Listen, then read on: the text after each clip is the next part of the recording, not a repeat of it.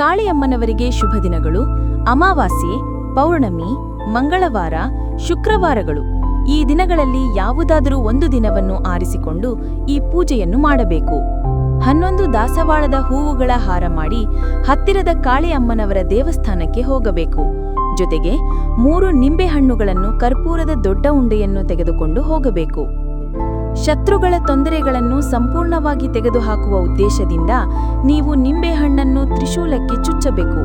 ಮುಂದೆ ನೀವು ದಾಸವಾಳದ ಹೂವಿನ ಹಾರವನ್ನು ಕಾಳಿದೇವಿಗೆ ಅರ್ಪಿಸಿ ನಿಮ್ಮ ಹೆಸರಿನಲ್ಲಿ ಮತ್ತು ನಿಮ್ಮ ಕುಟುಂಬದ ಹೆಸರಿನಲ್ಲಿ ಅರ್ಚನೆ ಮಾಡಿಸಬೇಕು.